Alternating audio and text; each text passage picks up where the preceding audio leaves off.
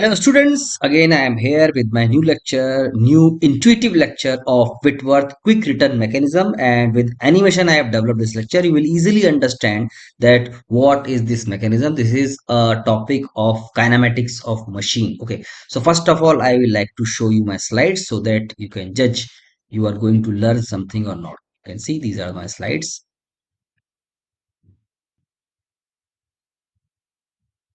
Okay, coming to the topic, see, Whitworth quick return mechanism, normally used for shaper machines, is to develop forward and return stroke on a part in such a fashion that the return stroke speed is higher than that of forward stroke. This is the reason it is called as quick return mechanism. Okay, some part is to be oscillated. One is forward stroke, other is return stroke. So forward stroke is slower compared to that of return stroke. Okay, and why it is done? See, in return stroke, the movement is fast, so the force is low. The average force in return stroke is lesser compared to that of forward stroke because forward stroke is slower. So when we want to abrasive any material, then high amount of force is required. Okay, so forward stroke is kept slower because if speed is slower, then the force is higher, and in return stroke it doesn't abrasive the material. In shaper machine, I already told you. Remember this thing, that one fact is there,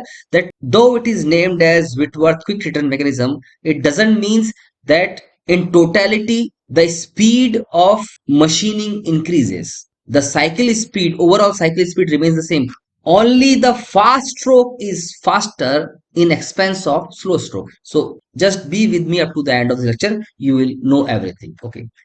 Over here you can see that there is a circle. This is the center and this is the chord of this circle. And this is a pin over here. Okay, and imagine that this circle starts spinning with this spin with constant rotational speed. Okay, so what will happen? I am measuring the time. See, 1, 2, 3, 4, 5, 6. So what do we see? That when it is spinning with constant angular speed, it took 4 seconds to the spin to move from left to right of this chord. However, when it is returning, it took only 2 seconds. You can see 1, 2, 3, 4. This is moving from left to right, and 5, 6 from right to left. This is what the core idea behind the Whitworth quick return mechanism. So this is the complete machine. You can see that there is a slotted bar. It means this pin is inside the two plates of this slotted bar, and this slotted bar is pivoted at a point. You can see this is the point of pivot. So, and at the end you can see there is a pin joint. From there a connecting rod is coming out, which is connected to this ram. Okay, so actually the to and fro motion, the forward and return motion, is to be developed on this ram. It can slide on this support, this top support, it can slide. Okay, so in case this circle spins, and the name of this circle is bull gear, it is called as bull gear. Okay, so it is like this, that when this bull gear spins, then due to this spin it starts developing reciprocating motion, angular reciprocating motion on this slotted bar. So like this, see, 1, 2, 3, 4. Okay, this is the forward stroke, and 5, 6. What we see, that it took 4 seconds in forward stroke from left hand side to right hand side to this ram. However, when it is returning, it took only 2 seconds. 1, 2, 3, 4 forward stroke, 5, 6 return stroke.